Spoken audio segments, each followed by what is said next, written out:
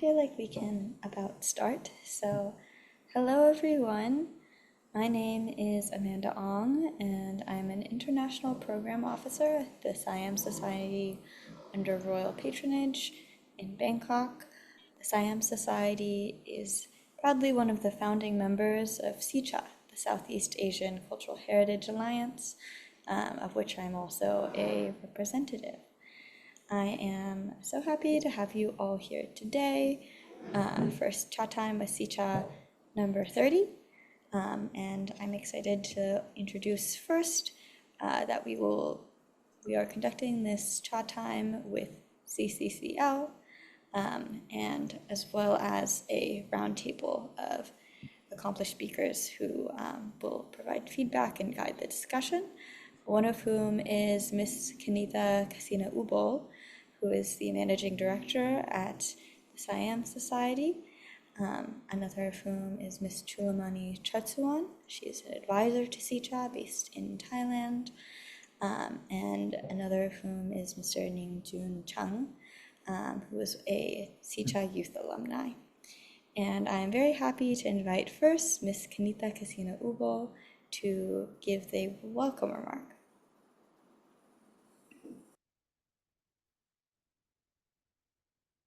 Thank you, Amanda.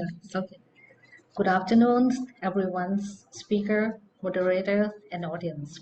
I'm Kanita Kasina Ubon, SEACHA Director, Thailand, as well as Managing Director of the SAM Society under Royal Patronage in Bangkok. Chat Time with SEACHA is one of our current activities. Cha is tea, as maybe everyone know that. So it is a tea time talk. We organize this once a month on Saturdays. Each year we have a new theme for our SEACHA talks. This episode of Chat Time is under our theme for the first half of the 2024, From Tradition to Innovations, Asian Wisdom in Climate Action. Under this theme, we are inviting speakers from across Asia to speak to the application of ASEAN cultural wisdom topics related to the climate action. Today is our 30th episode, as Amanda just says, of Chat Time, on the topic of culture and climate linked in films. This is a very special Chat Time and our second ever collaborative episode of Chat Time. As we are happy to be working with the Changing Climate, Changing Life Film Festivals, or CCCL, in partnership with CCCL.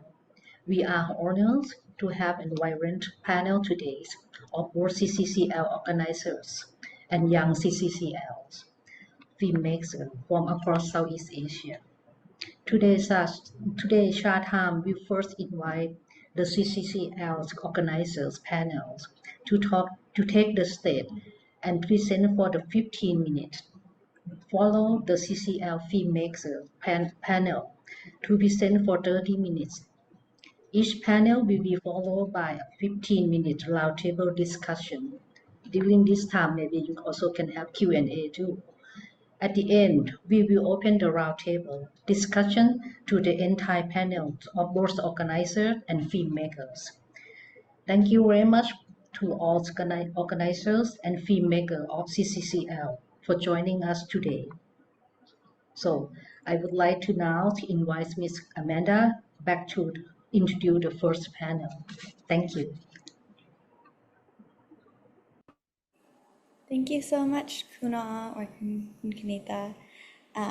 We're so happy to have you here today, and I'm very excited to introduce the first panel of our two panels, which will be focused on the organizers of Changing Climate, Changing Lives. And I am very happy to introduce first Mr. Christopher G. Moore of CCCL. He is the founder, and CCCL Team Leader Ms. Busakorn Suriyasarn. So without further ado, I'd like to welcome you both. Thank you for being here today. Thank you, Amanda. Thank you for having us. I'm Christopher Moore, and I'm the founder of CCCL. And I've discovered as founder that I'm often called upon to explain in 6 minutes the history, the mission, and the purpose of CCCL. It's a bit of a challenge. Where to start, what to leave out, how to end. It's like compressing what is the meaning of life in 6 minutes. But here's my attempt to boil CCC down to 6 minutes. It's climate and it's change. There are two components that we should focus on. Climate and change are often viewed as a phrase. It's useful sometimes to break them down.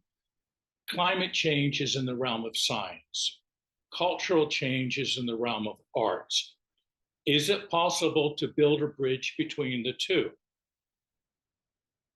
I think that there is, and I think CCCL is a bridge-making project. Socrates had a dangerous message. He asked young people to question the meaning of a good life. Why not ask young people to probe the meaning of a good life in a climate change world? After all, it's their future that's at stake. Why not ask them to make short films about the impact of changes in ordinary communities and lives resulting from climate instability? While scientists do a good job explaining the interconnected causes of climate change, creative artists tell the story of the effects of those changes on the lives of real property. I think that today it's a bit of an opportunity to make the connection between climate change and culture change. Climate and culture have different histories and time scales in how change occurs, but their histories are closely connected. Climate change is a history that spans billions of years. Cultural change, on the other hand, is very recent in origin. Our culture contains art, film, books, music, paintings, philosophy, and preserved wisdoms. Our culture explains who we are, our rituals, our traditions. Until the last 100 years, cultural change happened much faster than climate change.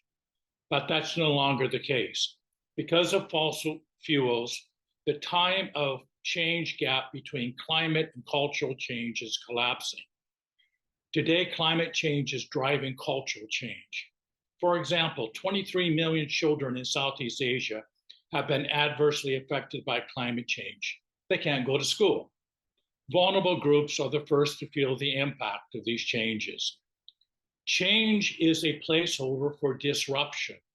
The old paradigm of change has malfunctioned. A new one has yet to be born. The question is, how much time is left before it's too late? We can't say for sure, but if you follow the climate change news, you know the rate of disruption is accelerating. We know that climate change has changed over a period of many, many years. Sea levels 145 million years ago were 200 meters higher than they are today. Today, climate change is not measured in millions of years, but measured in years and decades. So the question is, how fast is this change occurring? Is there a way we can slow it down?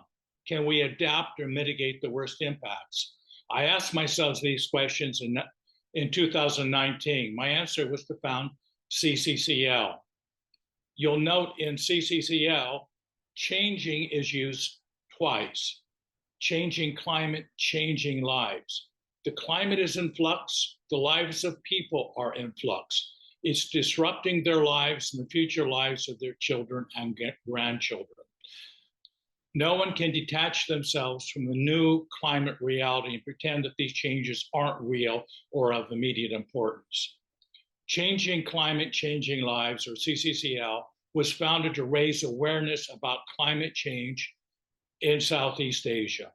The concept was to construct a platform for filmmakers and artists and communities in Thailand to begin with, and then the last couple of years throughout Southeast Asia, now Asia, to create a bridge between the science and the art of climate change. We support their creativity and imagination to visualize stories about real people set against the biggest global challenge we've ever faced as human beings. CCCL is the first Southeast Asian film festival to specifically focus on the theme of climate change. Other people's stories act as a kind of magic. They complete us by telling us what we're capable of doing and being.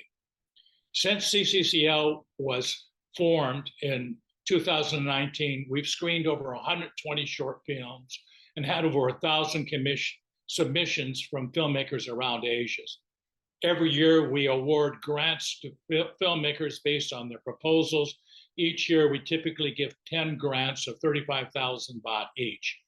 An important part of CCCL is education. We have training and mentorship support to guide young filmmakers. The core mission of CCCL has been to discover a new generation of filmmakers and nurture them to become masterful storytellers who begin their career by producing quality narratives about climate change.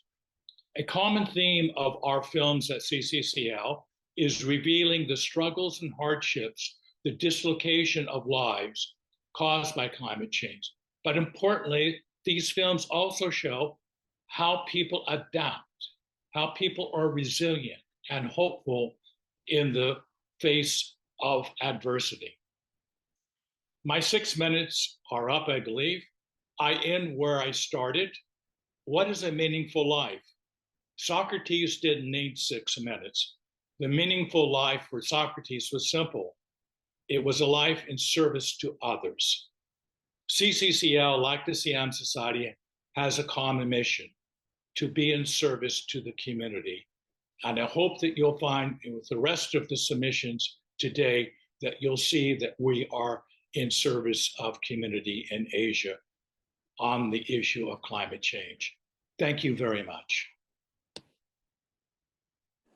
Thank you very much, Kun Christopher. And before we move on to Kun Busakorn, I'm going to share a video with everyone from CCCL.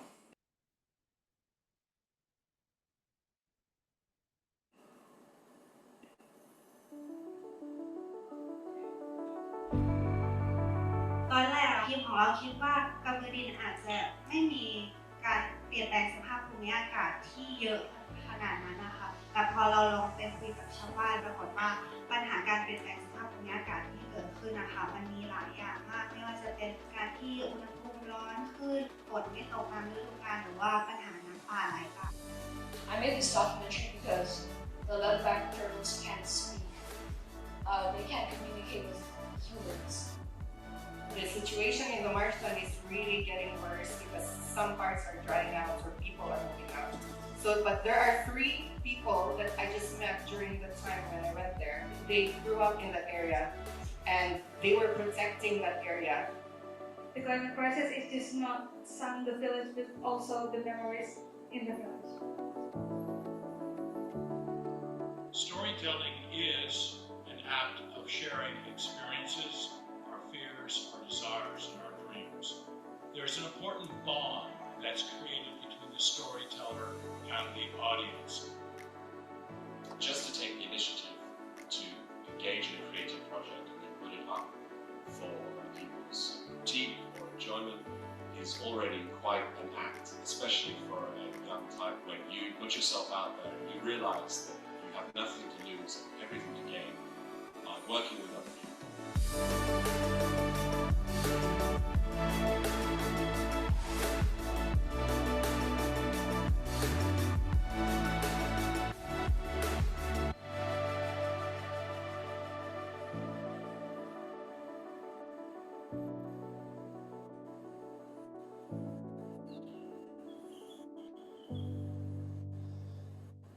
Thank you, everyone, for watching that video, and thank you, Kun Korn, for sharing that video.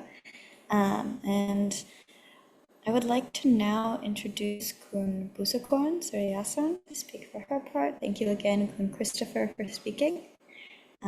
Yes, thank you so much. What a lovely video.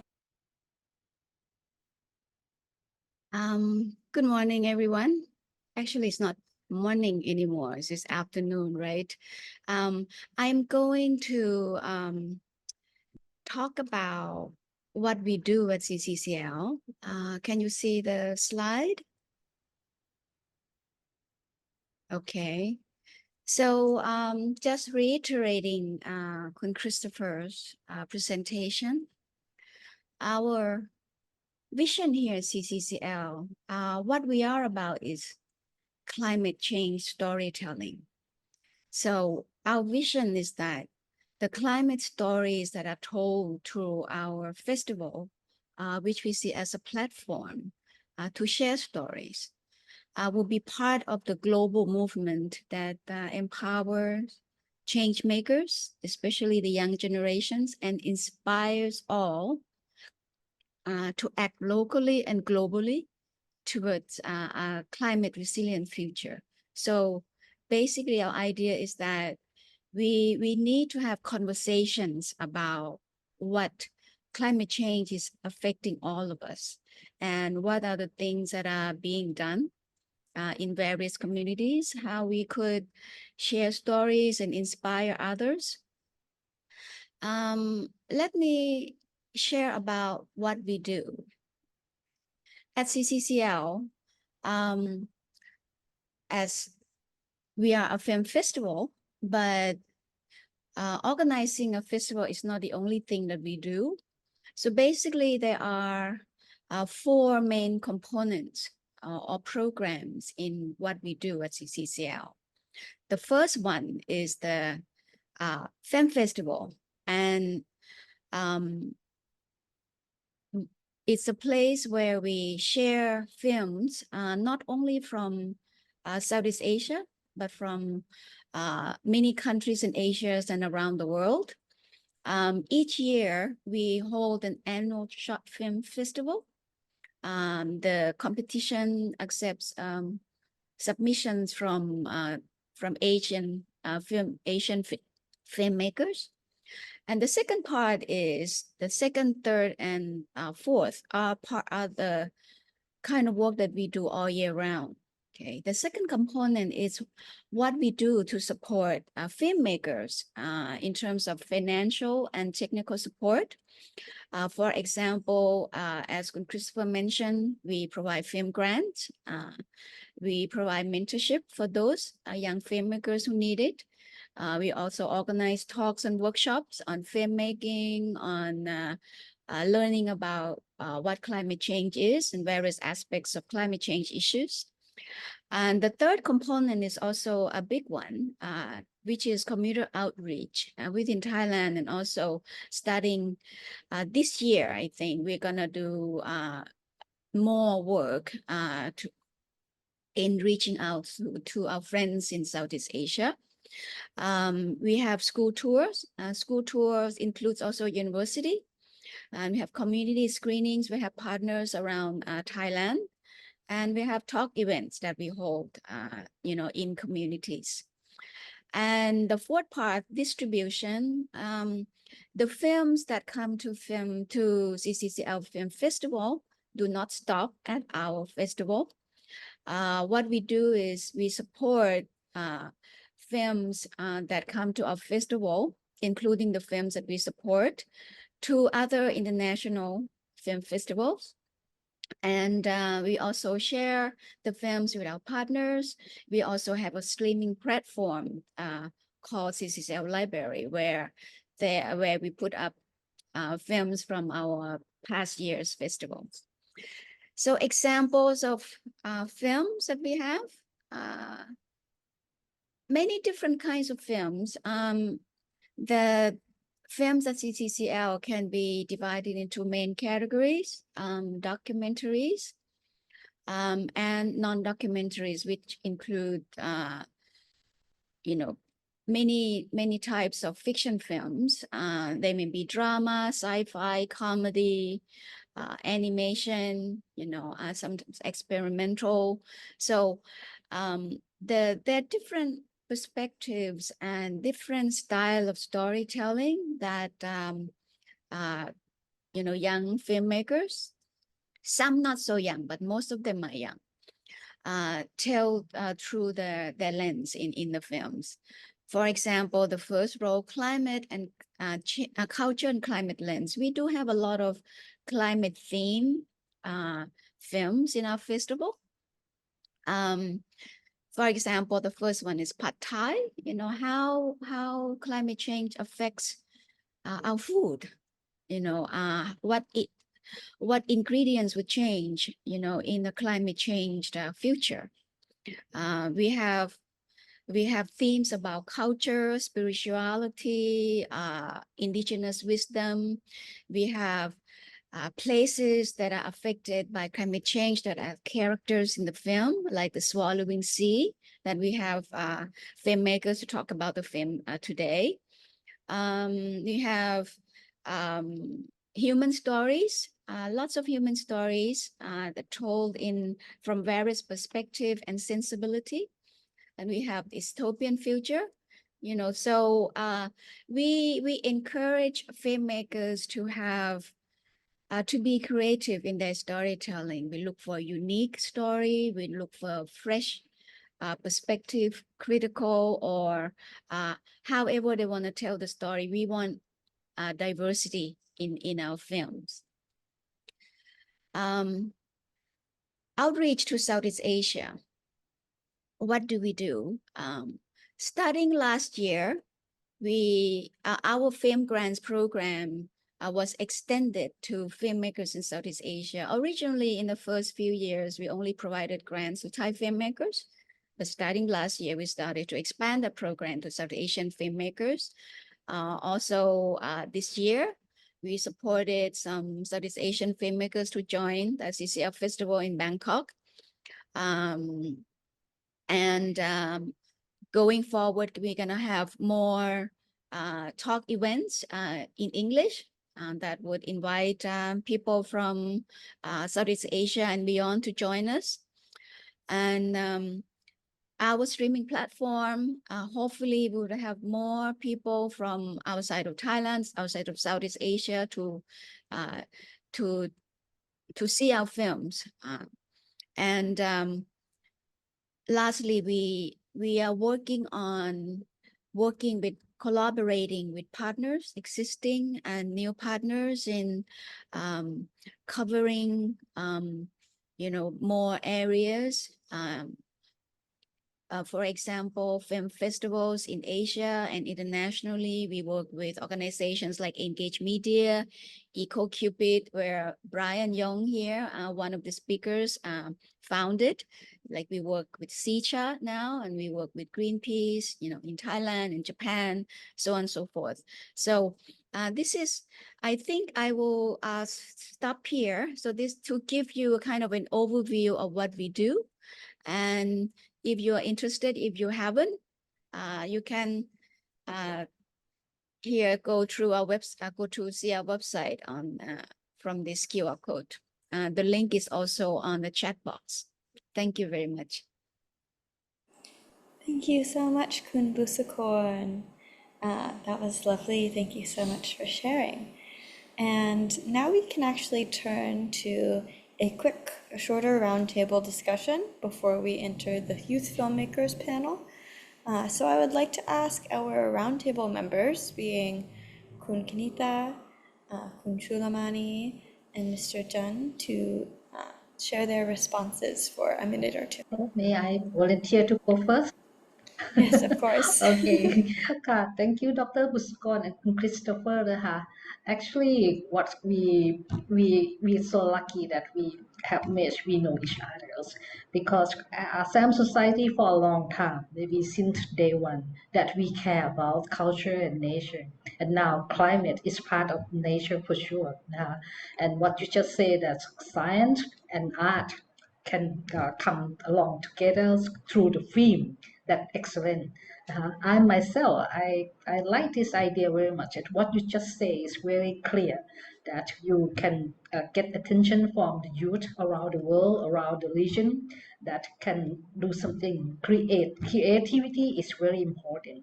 And also for those who have that creativity in mind, they also care about the world, about the art, about the nature, culture. It's nice. I would like to say that I'm very lucky to be part of this group, and I do hope that we can work more and more together, maybe in other chapter and other kind of activities. Thank you.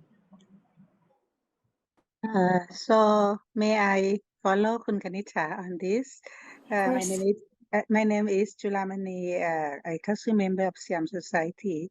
I would like to second what Kun Christopher just mentioned about the linkage between uh, culture, arts, and climate change.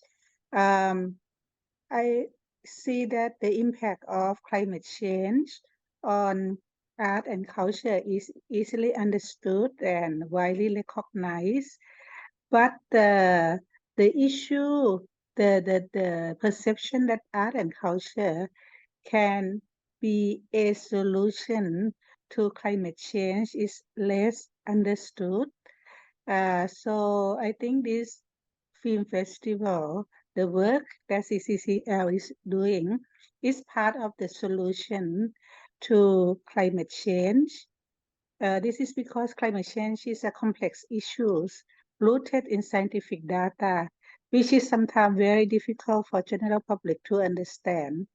And climate change can also be perceived as distant, or even some people even think that it's unreal. It's just like climate change every year, something like that. So the storytelling through CCCL works, through different films that young filmmakers are making, really can simplify complex concepts and translate scientific information into accessible and engaging format and make it relatable and understandable for general public, and it can also inspire them to take action. So this is where my question to CCL is from. You mentioned that you aim to do the storytelling about climate change, and with storytelling, of course, it will bring awareness uh, on the issue of climate change, how it impacts people everywhere, especially in the vulnerable peoples. Do you plan that the film festival want to achieve long-term, long-lasting behavioral and policy change concerning climate change? Because I ask this question because it is tempting for critics to criticize that awareness is not action. So I would appreciate if you can elaborate your long-term strategy to to to to make sure that CCCL, the products from CCCL, can really bring about behavioral change and policy change, how you connect to others, how you plan to broaden the impact of the films made, and how you plan to ensure sustainable actions on climate change mitigation and adaptation. Thank you. I think that's an excellent question. And it really does address the central core of what CCCL is doing.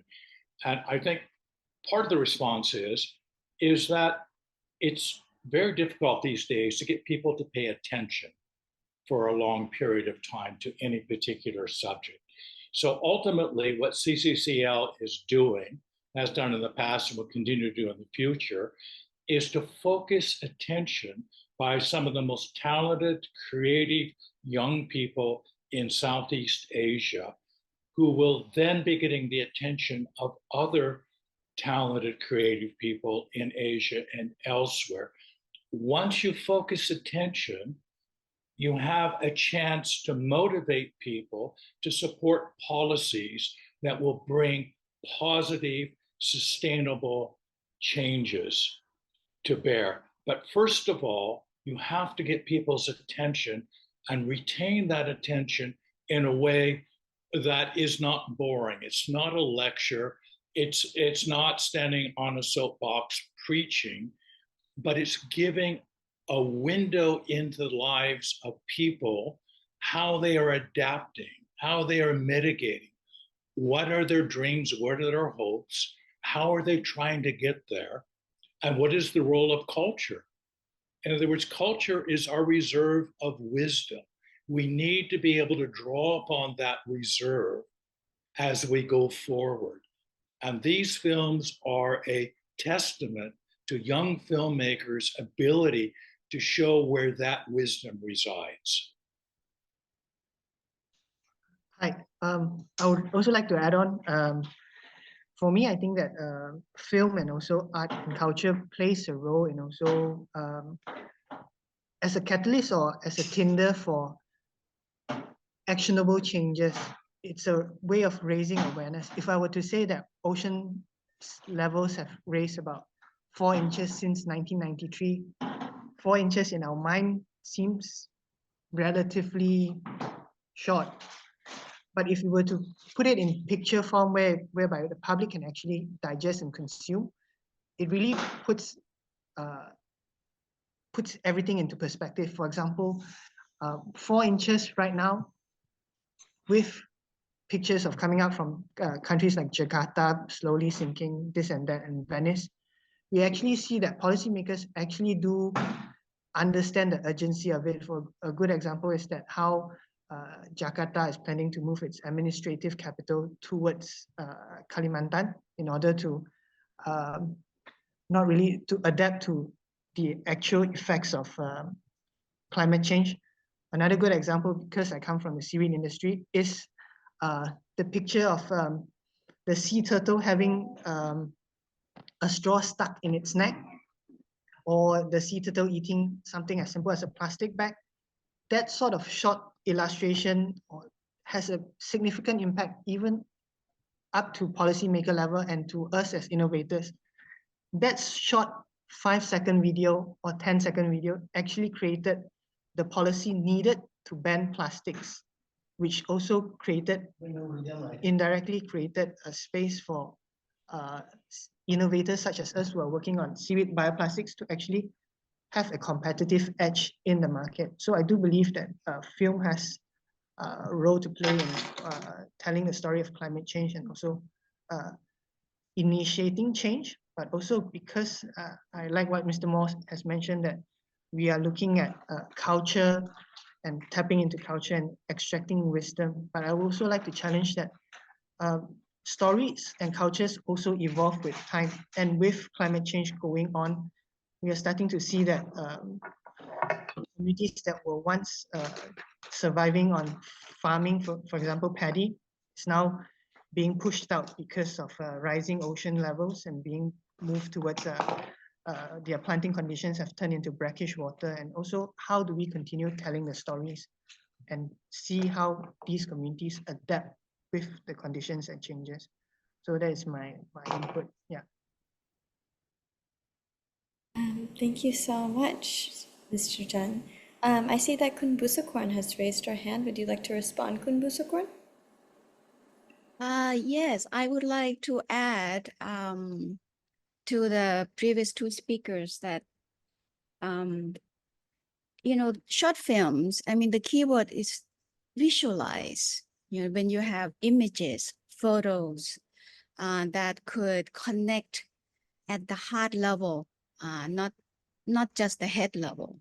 So when going back to the question of Kun Julamani, whether the stories told through films can really affect policy and behavioral changes, I think the result would be realized more in the long-term time scale. But in short or medium term, you can already see that CCCL short films have been used in advocacy and community engagement activities by our partners who work directly in the community, and even big organizations like UNDP, like UN agencies. So stories such as, what Chung just visualized in terms of the turtle, but also lives of communities that are affected. When you talk in workshops, people talk with so many words, and people can imagine, but one film that could visualize the issue with the faces of people, who are speaking their own voices, not the voices of experts that are telling their story, but the actual people who tell their own stories. I will give examples, two examples of films, CCCL films used in that kind of context. In experts talk and official meetings, like on the issue of PM 2.5 in the North, in the issue of forest conservation by indigenous communities, highland communities. They speak in their own voices what our spiritual and cultural traditions are in terms of cultural conservation. We have the wisdom handed down generations, and what we do to live with nature, not extracting from nature.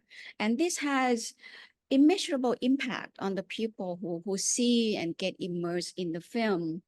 So that's an example. I think it helps being connected at the emotional level and having deeper understanding of the issue and having empathy, having emotional connection with people who are affected can help policymakers and activists, and people who are working in this area to advance conversations further and to inspire or to use this tool as more engagement in a more interesting, less dry manner. So we think that with multiplying effects of having more and more of these conversations with policymakers, and we have the school tours, so we hope that such films, various films,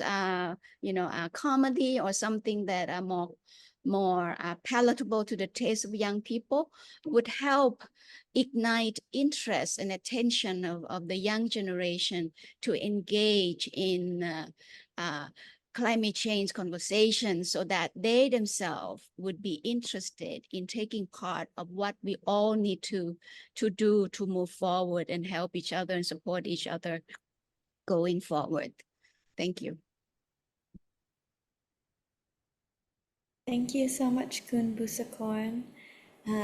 Does anyone else?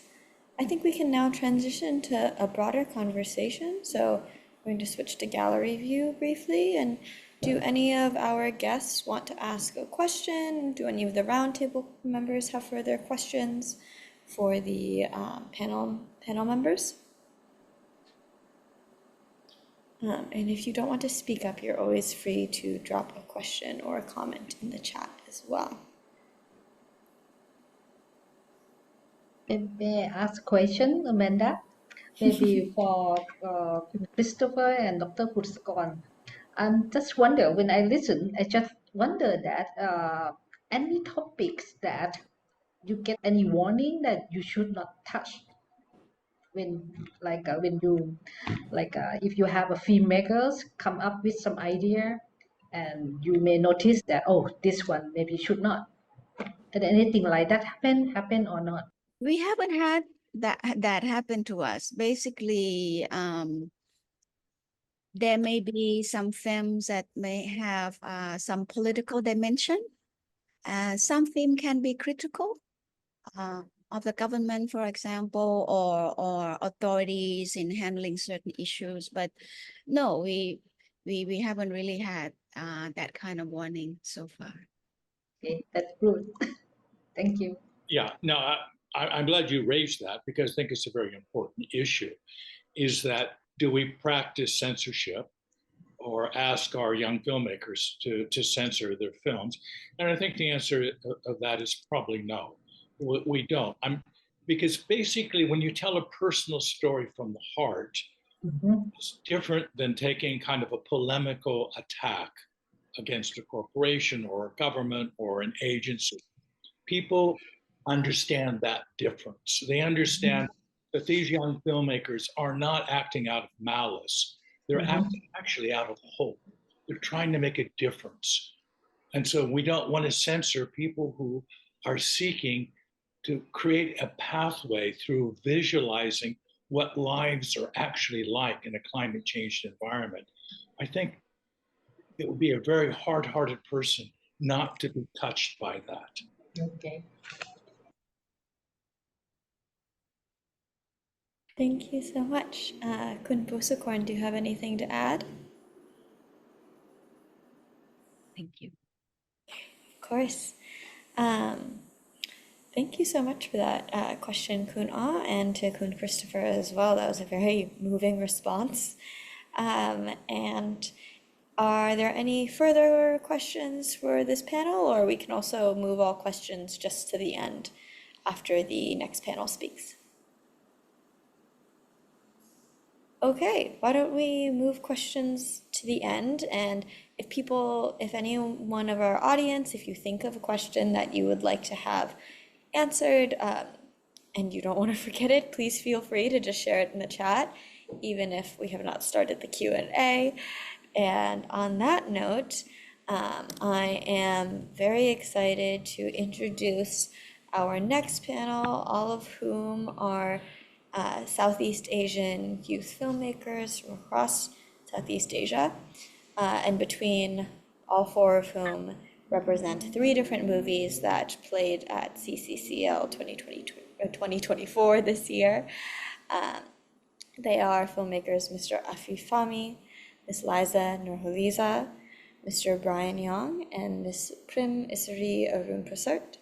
Mr. Afif and Ms. Liza were the directors and filmmakers of The Swallowing Sea, and Ms. Prim Issaree directed Cordillera Songs, and Mr. Bryan Yong directed and produced Regrow Our Home. I should really just say that they are all the filmmakers of these films, and we are so excited to have them. Before we move on to introducing them in the panel, I would like first to show you all a clip from their 3 movies, and give me one moment to share screen.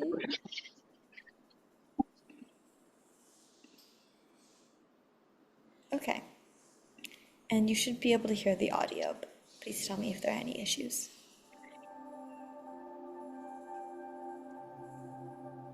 Where we are just asking them what the forest means to you. So they are just telling us when we are in the forest, you don't feel the heat. So you feel cool. When you have rivers nearby, when you go to the rivers, you feel chilling. And if you remove a large area of forest, so those kind of clear felling of forest can lead to a sudden change of temperature in that area, which in a prolonged time, it will contribute to the effects of climate change in the locality level. People always thought that they need help. And we want to work with them, not because we think they need help, it's because we think they really have something that can benefit our work. I just really hope that the indigenous people, they are part of the community. They are just the same as my friends and everyone.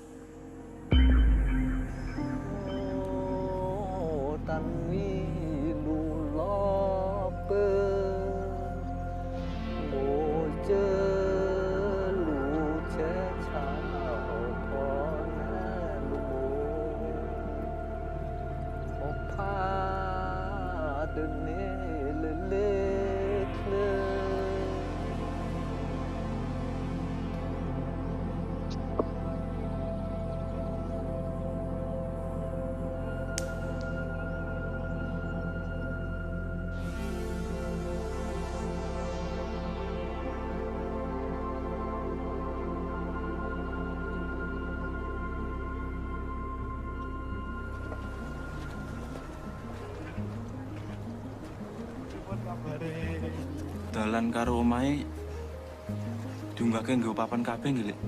Lah wong banyune munggah, omah karo dalane masa ora melu munggah.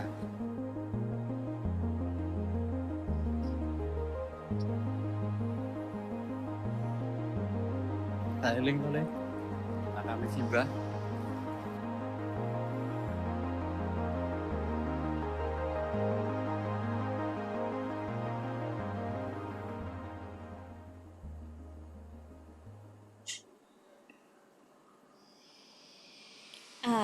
As you can see, they are a really amazing set of films. If you have not gotten the chance to watch them yet, I am going to share the links in the chat shortly. But first, I would just like to thank all of our filmmakers for making such amazing pieces, and I'm very excited to hear from them. If every one of the filmmakers will go around and share a bit about their film. So why don't we start with, in the order that the films appeared in the clips. And again, please watch the full-length ones later. They're really worthwhile. But in the same order as the clips, let's start with Mr. Bryan. Mr. Bryan, would you like to share a bit about Regrow Our Home? Yes, hello. Can you hear me? Yes. All right, let me share screen before we continue.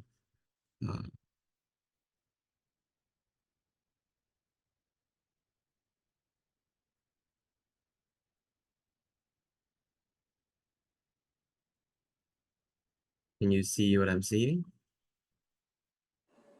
Yes. All right, great. Okay, so hello everyone. I'm the filmmaker of the very first film that you see in the clip. My name's Bryan Yong. I'm from Malaysia. I'm an environmental journalist and also a student studying ocean geography. But as a filmmaker, this is one of my very first attempts as a filmmaker to create a very straightforward feature documentary. And as already mentioned, probably earlier, you might remember, I'm also one of the partners of CCCL from EcoCupid, which I will share a bit more. So Regrow Our Home is a story about a solution, a climate change solution. It's about a rainforest conservation team in Malaysia working together with indigenous people, let's call them the Jahai, in a state park, in a protected rainforest state park.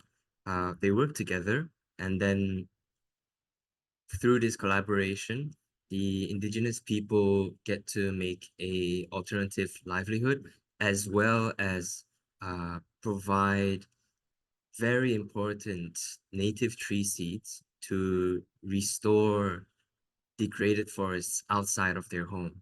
Essentially, the indigenous people are regrowing their own home with the help of conservationists. So like I said, this story is about a climate change solution, and the way the story is constructed is that we want to showcase an environmental solution towards climate change. And in this case, we want to tell you that reforestation is a very good way to help tackle climate change. And especially for the people whose lives are directly affected, directly influenced by the forest, it's all the more important for us to be able to reforest their homes. And what's interesting here is the people that we've met, the indigenous people, they have a lot of knowledge about the forest, and the conservation team just introduces them to a new method to take care of their home by using science, which I would allow you to finish the film on your own to see what actually that they're doing. Now, the key people in this story, there will be two people. The first person on the left is Lucy. She's a friend of mine, which is also how I found out about this story. So as a journalist, I get to speak with a lot of people, meet a lot of friends, writing about stories about the environment. And one day I happened to find Lucy, who has an interesting conservation project coming up, and she's very eager to share with me what's this story about. And then I figured out that, oh, this is something worth telling, because the story about helping indigenous people and allowing them to uh, work respectfully and collaboratively with conservation is really inspiring. So I decided to explore this story, and here we have the story. And about the indigenous people, so they live in a rainforest called the Royal Bloom State Park, which is 130 million years old. That is one of the oldest rainforests in the world, and it's threatened by deforestation, mainly for oil palm, forest plantations. You chop down the trees, you regrow them for timber. And people have been trying to protect these forests from logging concessions. And this is one of the cases where they've managed to stop the logging, and now they're trying to restore the forest, which is directly within the range of the indigenous people. So when we set out to do this film, we were talking with the Jahai people, and to be frank, they don't speak language very well. They don't speak Malay language in Malaysia very well. We had to have a translator. We had to speak very slowly with them. It's all very interesting. And to add on top of that, it's one of my very first experiences filming inside a rainforest, going on treks with them into the jungle to film them looking for tree seeds for planting. And besides all of that, we also have a lot of logistical challenges. We have a lot of documents that we need to sign the state park to make sure we don't harm the forest, we don't harm the people. It's just a very amazing experience. But what's more amazing is to see the Jahai, Jamri in this case, completely in their comfort zone. Outside, when we were interviewing him, he's a bit uncomfortable. He's not good with the camera, and he's very slow with his words. But once we go into the jungle, once the shoes come off, you can see him become alive. He sees so many things. It's like he has a sixth sense that us normal people that live in the city would never be able to experience the forest. And I think it's something very beautiful that I hope to share it through the film that we've created for you. And so, as an environmentalist and a journalist myself, I feel very responsible to be able to help people like Jamri to provide solutions for climate change. And just a small introduction to who am I representing. I am from EcoCupid. We are an environmental media project that we go around Southeast Asia and we create feature stories for amazing people doing great things for the environment. Earlier we have questions about impacts of films creating awareness. So here's an example of how these films give impact. We directly create the content for them so that it creates tangible impacts for them, gives more people can support them, they can apply for more grants, more people are aware of the issue, and in a way they want to help these projects. So it's very useful to be able to communicate these issues to the world.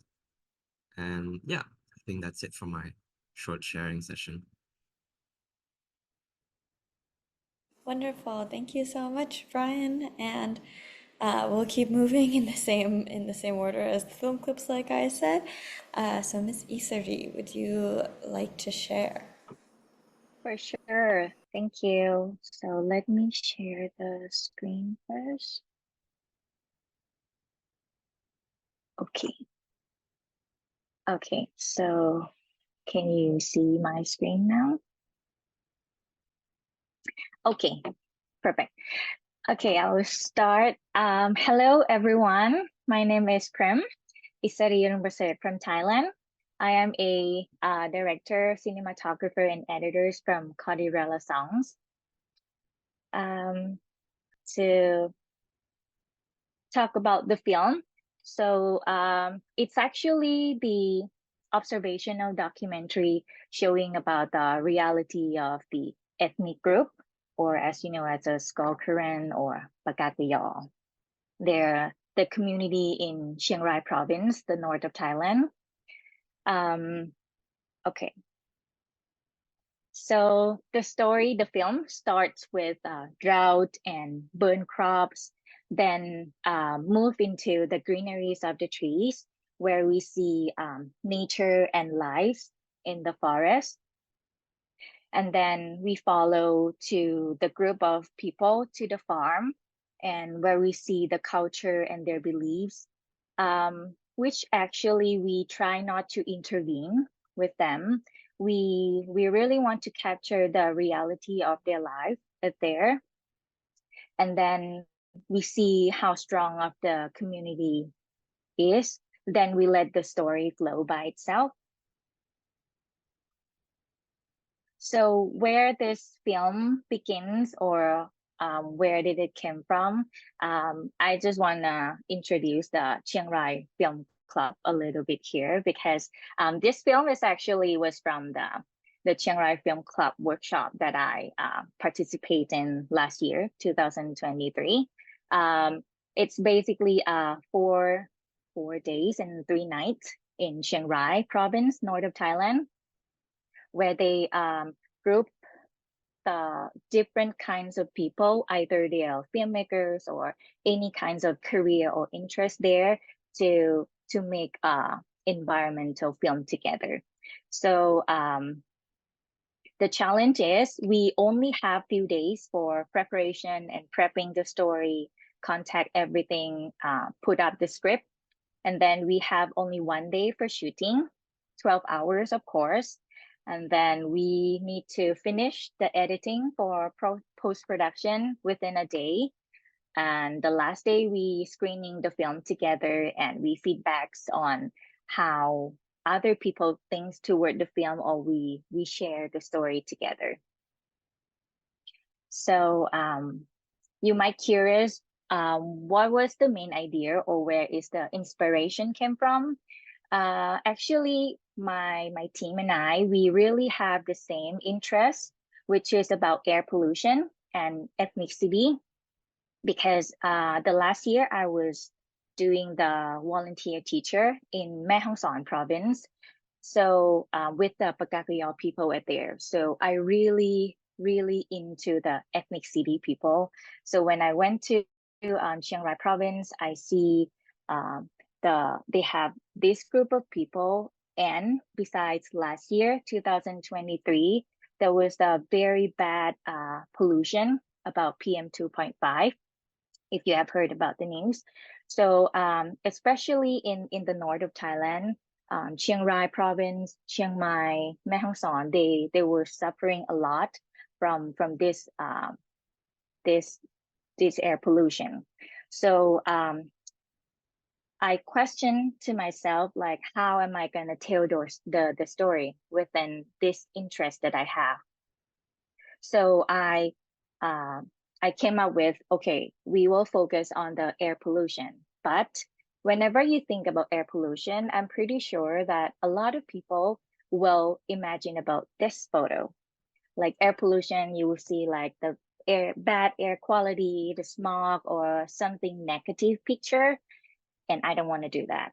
I feel like in order to grab people's attention, sometimes we shouldn't show any negative things. Instead, why don't we show the positive thing, or what is really happened on the mountain, or with the mountaineer people out there. So so I came up with this quote that it said, "Nature cannot speak for itself. Since nature, mountain, and climate and everything, they cannot speak for itself. Why don't we just show the way it is and let the audience decide by themselves, like how are they gonna think about it, or how are they gonna solve the problem?" So in this film, you will not hear any like conversation, voiceover, or any interview, even though at first we actually record the interview before, and we put it on the first draft, but it didn't get along together in the whole story. So I took it off, and then we just leave it as it is to tell the whole story, because I don't want to feed any information. I just want to show the reality. And then if you watch the film, you might see some little details that I try to show. Because when we went there, even though it's just a day, but we have seen a lot of how are they connect with the nature. If you see the news that they're kind of blaming that the mountaineer people, they're burning some stuff, yes, I will not touch that, because people, they have pros and cons, right? But the thing that I want to show is I want to show how are they connect with nature and how are they trying to preserve or keep the way it is in the forest. So if you can see the farming equipment that they basically use from the dried bamboo. They got it in the forest. Then you can see the food container that they use, because like after they doing the farming, they have lunch together in the group. Everyone brought their own rice, but then they share the soup together. I saw this one, which is interesting, that they just use the big leaves, cross over together and put the rice in. And once they finish the meal, they just throw away, and that will be biodegradable in the soil. So that's pretty good for environment too. And then they also have the bamboo glass, which is very very friendly about nature, and that is something that we didn't know, that they try to live with nature as much as possible. Yes. So I think that's it from my end. So thank you. Thank you so much, Prim. Thank you. That was lovely and very interesting to hear about. And with that, I'm excited to ask our last team of filmmakers to speak. So Ms. Lisa and Mr. Afif, would you like to present on this following scene? Okay, thank you, Amanda. Thank you for having us. Let me share my screen first.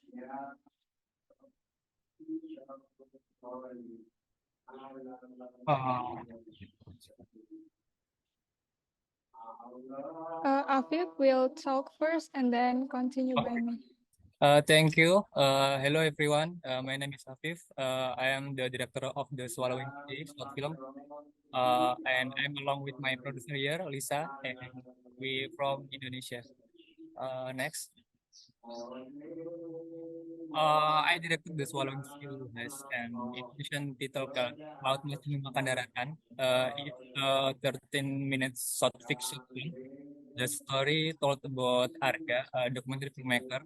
After 11 years, returns to his childhood village submerged in rock, and he returned for a pilgrimage to his grandmother's grave.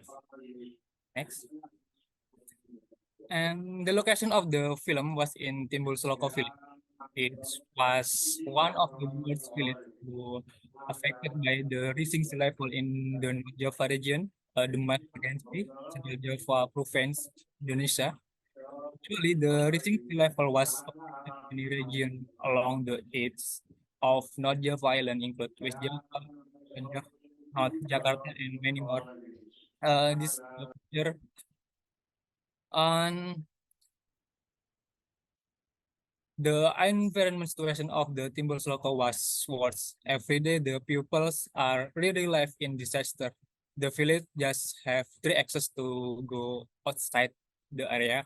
Either you walk by the so-cut road before evening when the sea level up, or you can rent a boat to carry you, or you go with your own boat.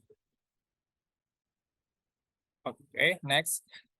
The water really sinks everything. No, they just live in their house who had roof remaining because the inside area was elevated by wood following the rising sea level. They also built the road inside the village by wood. And everything songs in the village include the collective memory of the citizen. That's the point in our film. Yes. Next, Lisa, can you continue? Okay. I'm sorry, I will reshare my screen. Yeah. Hello everyone, I'm Lisa. I'm the producer of The Swallowing Sea. So this time I will share a story about behind the scene of the film, the prep, and how the real situation in the location. This film was one of 10 projects that officially selected to be funded by Indonesian government, Ministry of Education and Culture. It was like a pitching project called Layar Indonesiana in 2023. So Afif, the director, actually an active person in the climate and environmental issue, and he has produced many films about either in fiction film or documentary about environmental and climate.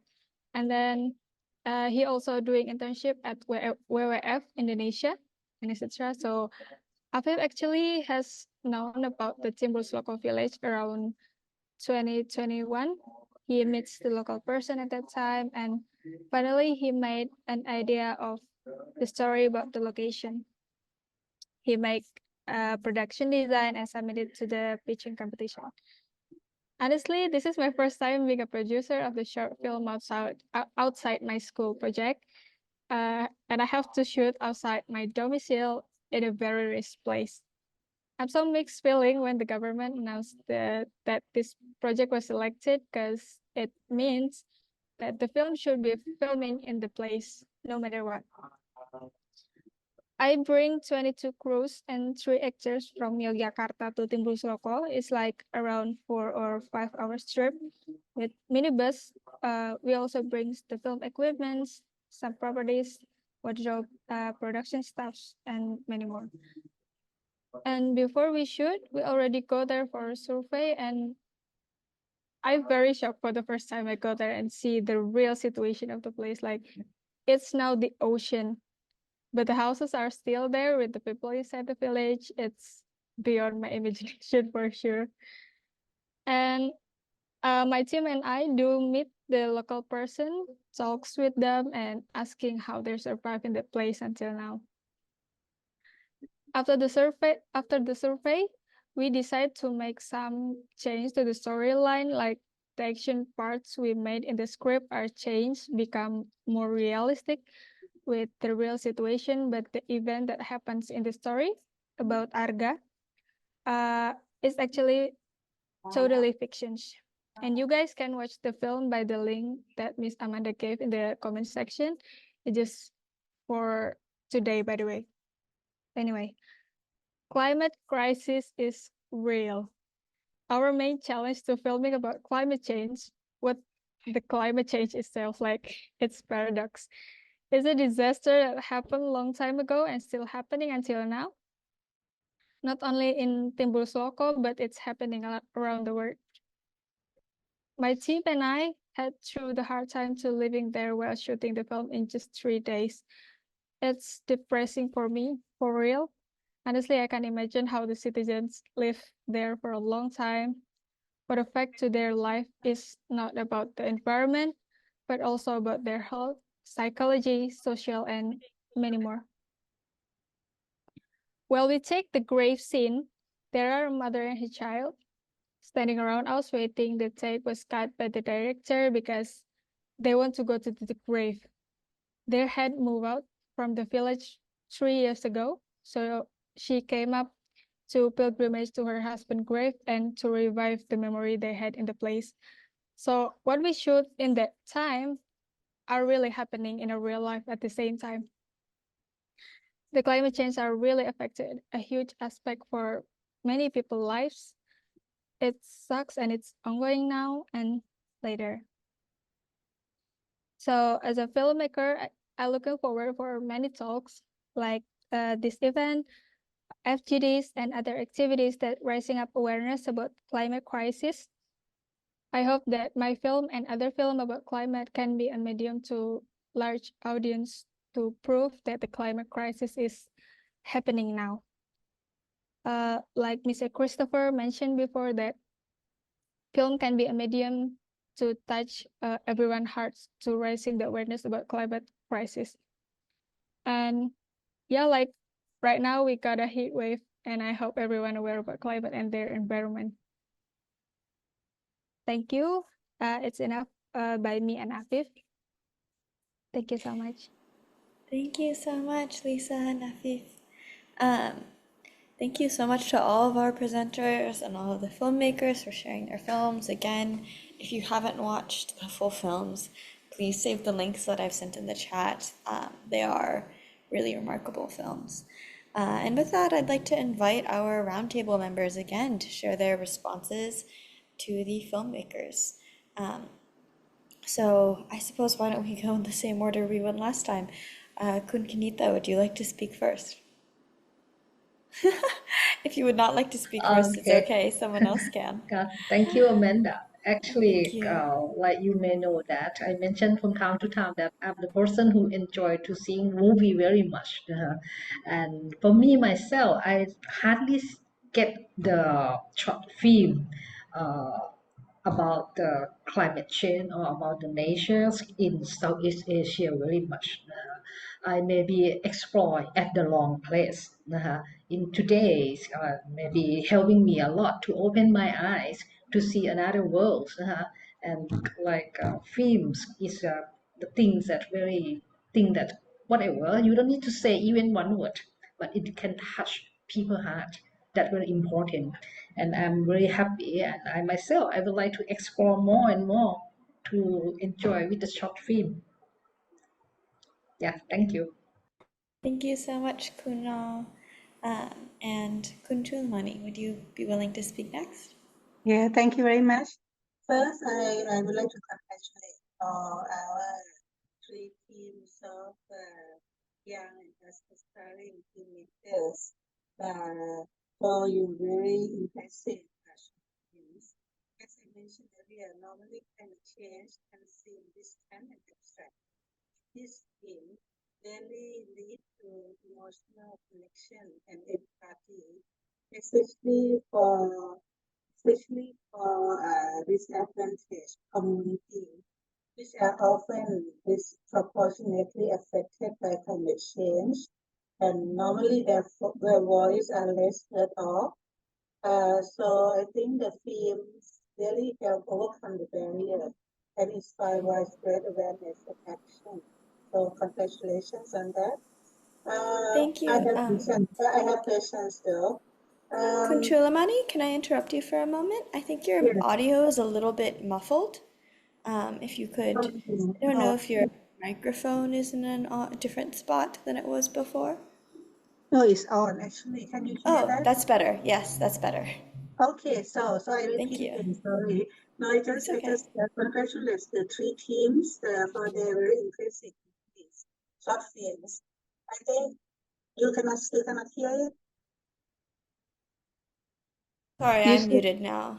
I'm not it sounded better at first, but then now it's still a little muffled. I'm not sure. Okay. How about it now? Oh, that seems good if you hold it there. Okay. Yes. Yeah, sorry about that. Thank So I you. just want to congratulate the three teams for their very impressive films.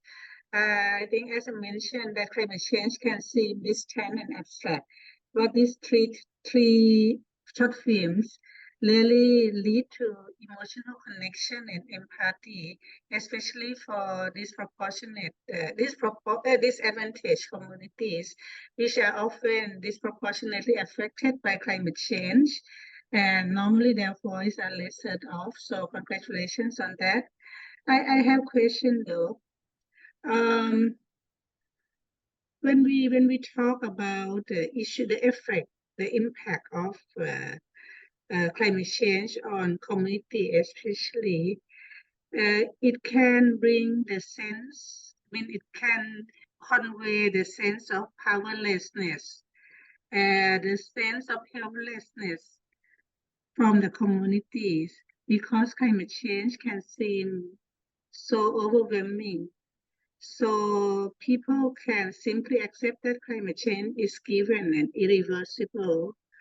In this sense, as a film producer, how do you think about this issue?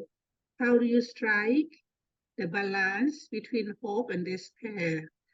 The balance between highlighting urgency and seriousness of climate change, but at the same time still instilling hope for a better future. What is your take on this? Thank you.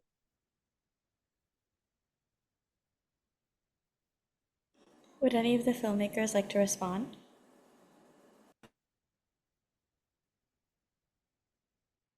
Maybe I can try first. I just want to repeat the question to make sure I understand this correctly. Um, how do we craft stories that are able to deal with the negativity surrounding environmental issues? Something like that, right? Yeah, thanks for the question. Well, I think what me and my team is trying to do at EcoCupid, we are trying to create positive stories. Environmental issues itself is very depressing in many ways, and people tend to avoid it because it's very difficult to swallow. So we want to create stories that are not just talking about the environment. There's many ways we think is possible to tell an environmental story. One way is to talk about the positivity of the people, how these characters deal with it on a daily basis, what's going through their heads, and if they are doing something to solve it, then there is some hope for the audiences to see. And it's best if we can share the stories in that way. Talk about the human angle, talk about the social angle, talk about what's fun, what could be fun. And we don't really have to focus on all of that negativity surrounding the environment, because in the end, it's all about the technique you tell the story with. The message is still the same. So I think that might be able to answer a bit of that question. Thank you so much, Brian. Do any of the other filmmakers want to respond? Or Kunchulamani, if you have a response, that also. I can add Thank you, just Ms. a little more. To me, either it's positive or negative, or any content that you want to talk about, there should be a humanity in it. Once you have the humanity in your films, either you say it or you portray it in the positive or negative way, but people understand that humanity and they take it personal. So that is very powerful enough for them to understand and adapt it, and try to change something in their life to support this problem. Yeah, thank you. Thank you so much. Wonderful. And then I think that we should move on. And John, if you're here, do you have anything that you would like to share as a response for the roundtable? Oh, Okay, let's go first. yes. Lisa, sorry, did you have something you wanted to add to that question? Yeah, I just want to make some, we try to bring, me and my team, just try to bring the voice of citizen of Tibul Sloko to a huge audience, and raising awareness by giving the reality of this situation visually. So maybe what impact that we can make is maybe just to make a huge talk about the issue, and we hope it brings a policy or actions about the issue. Thank you. Thank you so much, Lisa. And John, if you don't mind, Miss Momo has her hand raised, so we will go to her first. Dao Momo, would you like to ask a question?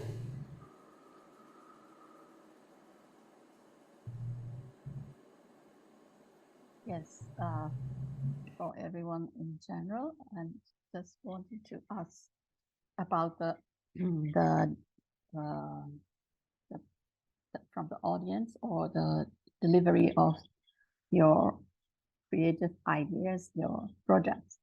How important that the government support that short film industry, especially like you young people trying to convey the message in the environmental awareness or the climate change threats things. Because I think Liza has mentioned that the government has, I'm not sure it's awarded or, yeah. So how important it is, because if the government would be the great target audience in conveying those messages for changing the policy.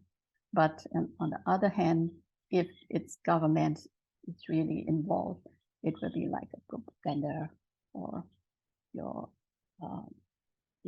creative ideas, it get lost or any other challenges. Yeah. Thanks. Thank you, Dao Momo. Would any of the filmmakers like to respond? Maybe I want to respond a little bit like, thank you, Ms. Momo, for the question. In Indonesia, especially, the Ministry of Education and Culture was make a program for community and filmmakers, like a pitching project. And in these years, so many pitching projects that having a climate for the requirement of the story. So I think that the Ministry of Education and Culture of Indonesia is start to support a community, especially for filmmakers, to raising awareness by film for the climate change. Thank you, Lisa. Would any of the other filmmakers like to respond, or Ms. Momo, if you have a response, you're welcome to share. I can go next. So I don't represent all Malaysians, but Malaysia's film industry is a very small industry compared to other countries in Southeast Asia. And in terms of supporting very early stage young filmmakers, Malaysia is still at a very early stage into supporting them. In other words, there's not a lot of support. And most of the good documentaries, good stories are coming from the private sector, private arms, donation bodies, and the government is not super active in terms of going big on supporting films, but there's a lot of passionate filmmakers in Malaysia trying to tell stories anyway. And I can talk from experience when I was doing this film, because we had to directly apply from the state government to get us approved. It took us 3 months because the people we're interviewing had direct connections with the state government. And that took 3 months. Otherwise, we're never gonna get in to talk about this important story. And then even after completing the draft, we sent it for them to check, and they wanted us to remove certain parts of the story because they don't want us to portray them as loggers. So that is something that's happening still in Malaysia. Though I don't want to say this is all of the government in Malaysia. Problems like this still exist. And once again, Malaysia is a very small industry, so there's a lot of room to grow. Thank you so much, Brian. And we are running short on time, so I want to open up if anyone else would like to ask questions. John, if you would like to share your roundtable response, or if any of the audience members would like to ask questions, feel free to do so at this time.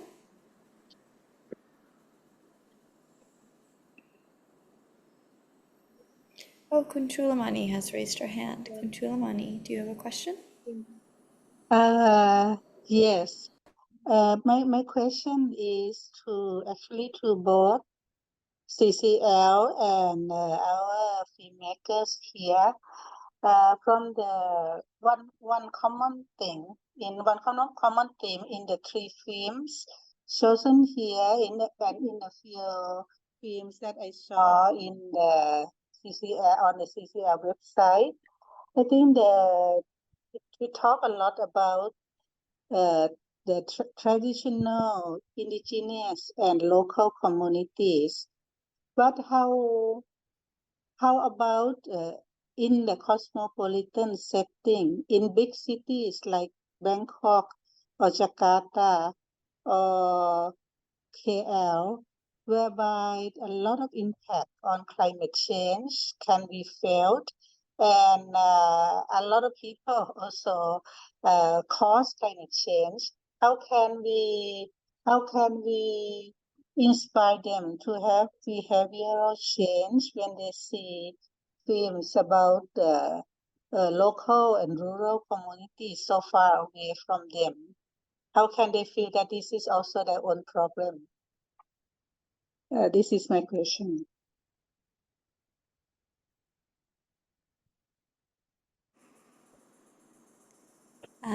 As it's directed at the organizers, would Christopher or Kun Busakorn like to answer? Yeah, I will take this question. Yes, that is some of the one of the question that we ask ourselves and we have discussed. Actually, there are films, that I can share with you the slide again.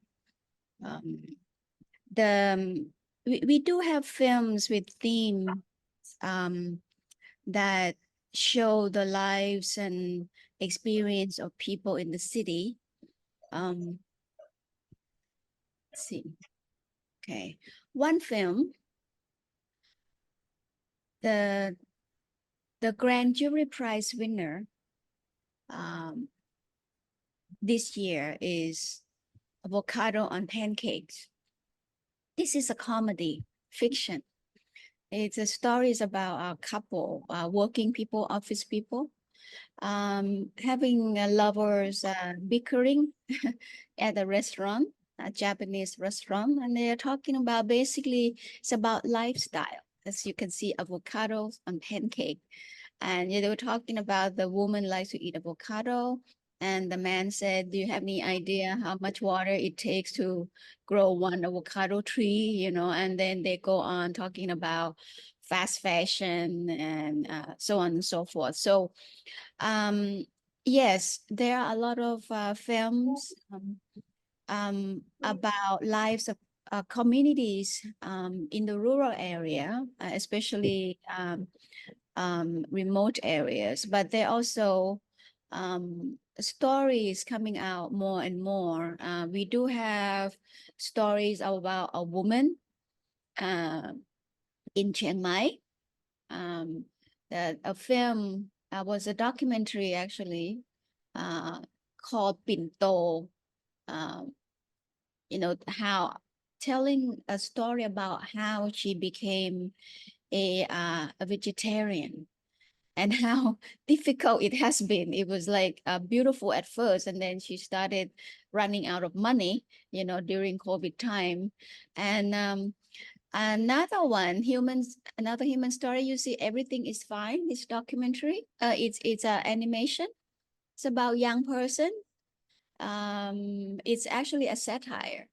A young person going through the society where people, and including her parents, who keep saying everything is fine, but it is not fine. And how does this young person, a teenage girl, deals with the society and the news media that are not really paying attention to the problem. So that's an example. Another one, dystopian future, To Dust and Drought, is also the story about mother and son relationship. It's a sci-fi. It's also set in the urban setting, and there are also more stories like that. Another one that is actually quite interesting is a story about a young student taking a bus. He shot the film on the bus going to his university, and and seeing lives along the road, to and from university, for example. So yeah, I think more and more, one of the things that we are trying to have conversation about is that the climate change problems and challenges are not just problems of people living by the seaside or on the mountains, or growing something, in the farm, but it affects all of us. And there are lots of films in recent years about PM 2.5 that, then people feel the effect, and there are different style of stories that are told about this problem alone. So yeah, I think we're getting more and more attention and stories in the urban setting. Wonderful. Thank you, Kun Busakorn. Kun Christopher, do you have a response as well? Yes, I do have a response.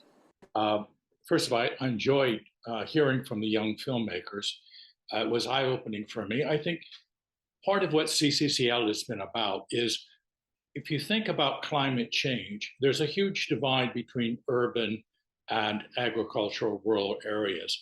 Climate change has been largely invisible in places like Bangkok or Jakarta, except for flooding or some hot days or whatever, is that climate is part of an operating system of day-to-day life. It's not the same for people who are working in fisheries or working on the land. They are connected with nature in a way that people in cities are not. And part of what CCCL films do is bring the relationship of people who live close to nature and who are actually at the front line of climate change to the attention of people in big cities, to see what it's like when you require your livelihood depend on nature as opposed to an office job. So I think that what CCC films are trying to do is to create a larger visibility for urban populations as well, to get the message out that when you divorce yourself from nature, you pay a price.